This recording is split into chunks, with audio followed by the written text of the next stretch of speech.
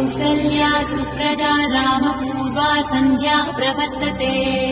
उत्तिष्ठ नरसार्दूला कर्तव्यम् दैवमान्निकम् कौसल्या सुप्रजा रामपूर्वा सन्ध्या प्रवर्तते उत्तिष्ठ नरसार्दूला कर्तव्यम् दैवमान्निकम् उत्तिष्ठोत्तिष्ठ गोविन्द उत्तिष्ठ गरुडध्वज उत्तिष्ठ कमलाकान्ता त्रैलोक्यम् मङ्गलम् कुरु उत्तिष्ठोत्तिष्ठ गोविन्द उत्तिष्ठ गरुडध्वज उत्तिष्ठ कमलाकान्ता त्रैलोक्यम् मङ्गलम् कुरु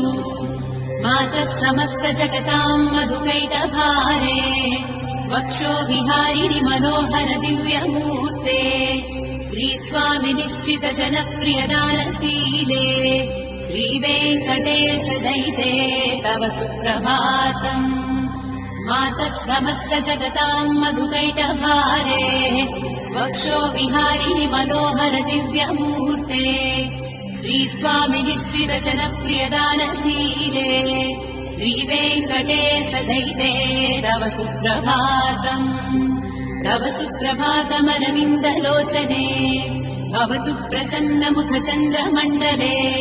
वीशङ्करेन्द्रवनिताभिरर्चिते वृषशैलनाथ दयिते दयानिधे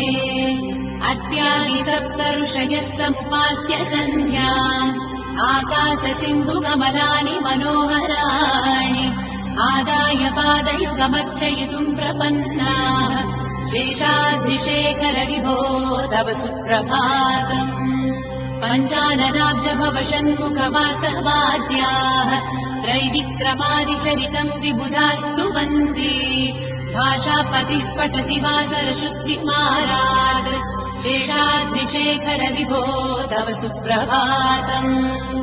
ईषत्प्रफुल्ल सरसीरुहनारिकेळपूगद्रुमादि सुमनोहर पालिकानाम् आवादिमन्दमनिलः सह दिव्यगन्धैः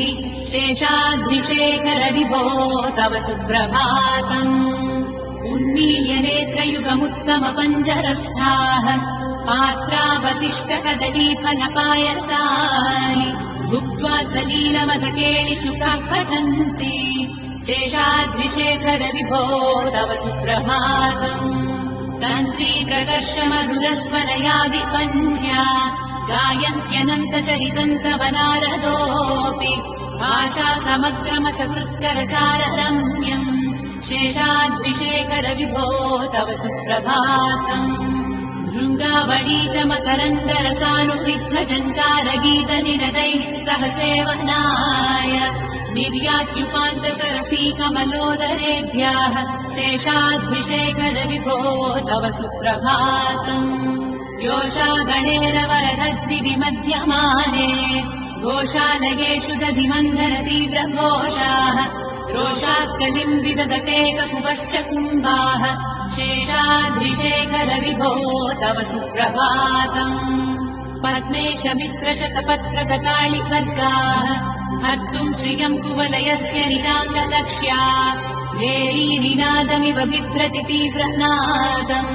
शेषाद्रिशेखर विभो तव सुप्रभातम् श्रीमन्नभीष्टवरदाखिललोकबन्धो श्री श्रीनिवास जगदेकदयैक सिन्धो श्रीदेवतागृहभुजान्तर दिव्यमूर्ते श्रीवेङ्कटाचलपते तव सुप्रभातम् श्रीमन्नभीष्टवरदाखिललोकबन्धो